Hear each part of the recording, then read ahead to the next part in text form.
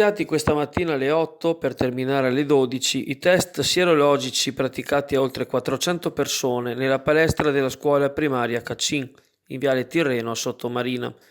L'iniziativa, richiesta dalla conferenza dei sindaci, è stata organizzata dall'ULSS 3 Serenissima attraverso i dipartimenti prevenzione e igiene pubblica.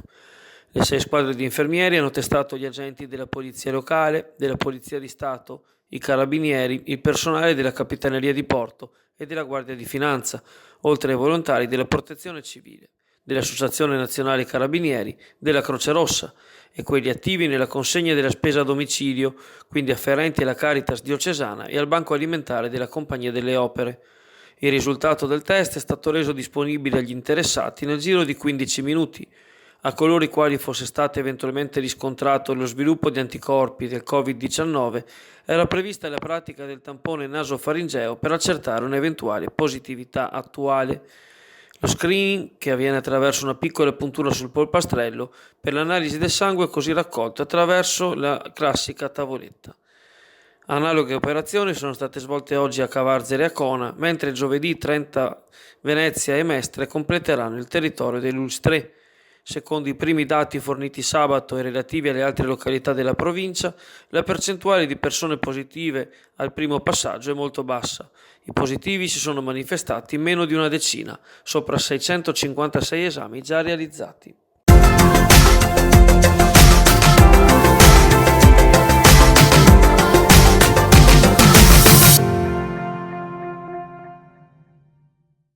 Questa mattina, poco prima delle ore 8, una donna di 40 anni che più volte aveva manifestato squilibri ha cominciato a lanciare sedie, vasi, vetro, posate e altre suppellettili dalla finestra di casa in Calle Forno San Giacomo a Chioggia. Si tratta della stessa persona che lo scorso 28 febbraio, sedata a fatica dalla polizia, aveva provocato scompiglio in un noto bar del centro storico, tornando alla carica dopo qualche giorno per rompere a mazzate le vetrine dello stesso esercizio. Attorno alle 8:45 sono intervenuti i carabinieri, la polizia di Stato e i vigili del fuoco. La donna è stata poi condotta all'ospedale per il trattamento sanitario. Gli operatori di Veritas hanno provveduto a rassettare la calle dagli oggetti lasciati sul terreno.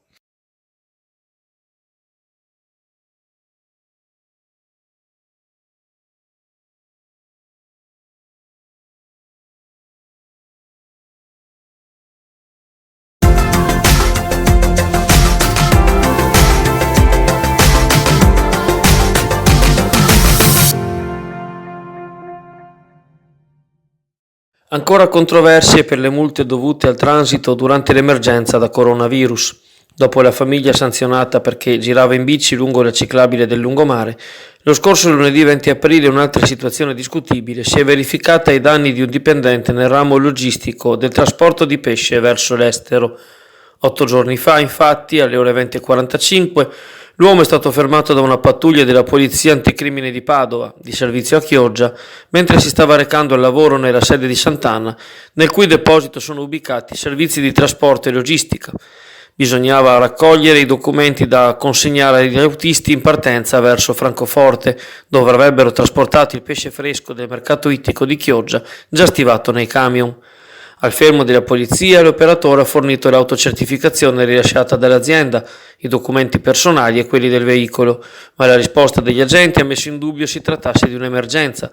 Secondo loro, a detta di chi ha subito la contravvenzione, non era necessario che il pesce andasse venduto in Germania. Ma il pesce rientra nella categoria alimentare, specie se fresco e quindi deperibile. I poliziotti hanno tuttavia richiesto la presenza di un'altra autorizzazione specifica per il trasporto, non avendo creduto alla presentazione delle credenziali di iscrizione all'albo degli autotrasportatori e della licenza comunitaria. La volante ha chiesto all'uomo di seguirli nella sede aziendale e arrivati al deposito sono stati sciorinati i documenti necessari agli autisti. Preso atto della versione fornita, i poliziotti hanno comunque proceduto al verbale, contestando appunto l'emergenza e riversando l'onere della prova sul malcapitato.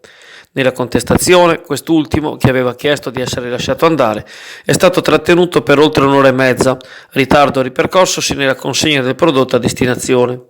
Mi sento offeso e non tutelato, dice il cittadino a Chioggia Azzurra, e penso di aver ricevuto un abuso per motivi sconosciuti. Non riesco ad accettare di aver ricevuto una sanzione di 533 euro, che se pagata entro un mese viene ridotta a 373.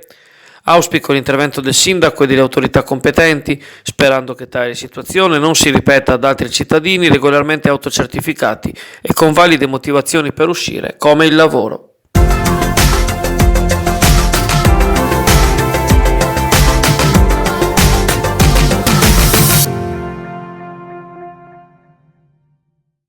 Sono stati resi noti ieri dalle autorità portuali di sistema per l'Adriatico settentrionale i dati relativi ai primi 3 mesi dell'anno per quanto riguarda le attività nei porti di Venezia e di Chioggia.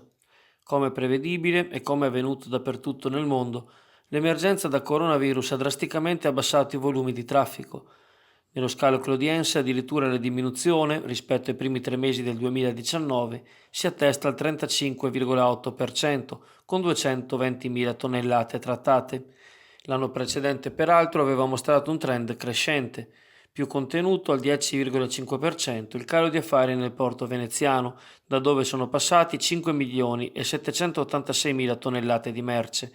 A risentirne soprattutto le derrate alimentari e prodotti minerari, tipo il carbone per via della riconversione a gas della centrale Palladio. Un autentico crollo infine ha visto vittime il settore croceristico, con il 65% in meno dei passeggeri, concentratisi nei primi 50 giorni dell'anno prima delle chiusure.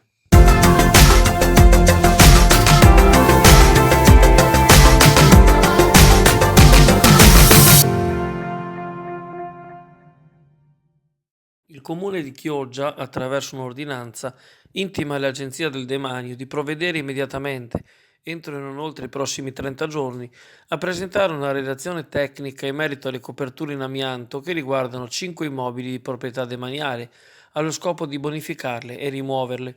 Si tratta di 3 edifici siti all'isola Saloni, tra cui i magazzini del sale, uno lungo il Lusenzo nella parte vecchia di Sottomarina e uno in strada Madonna Marina 17. Sono per lo più magazzini in disuso. La presenza di Eternit è stata scoperta durante le verifiche specifiche già nei primi mesi del 2018.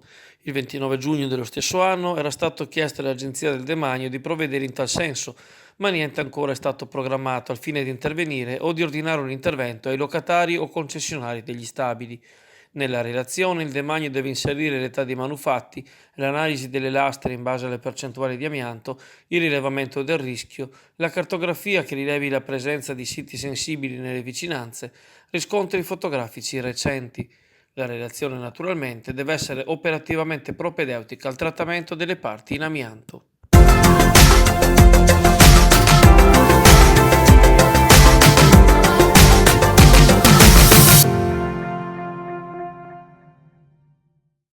Sono iniziati oggi alle bocche di porto di Chioggia i lavori di installazione delle antenne per il ponte radio necessario ad assicurare l'effettuazione, il prossimo 28 maggio, del test congiunto alle paratoie della Laguna Sud e di Malamocco. Dopo i sopralluoghi dei giorni scorsi, i militari del 7° Reggimento dell'Esercito e gli ingegneri del Consorzio Venezia Nuova contano di concludere in 2 settimane il lavoro di collegamento.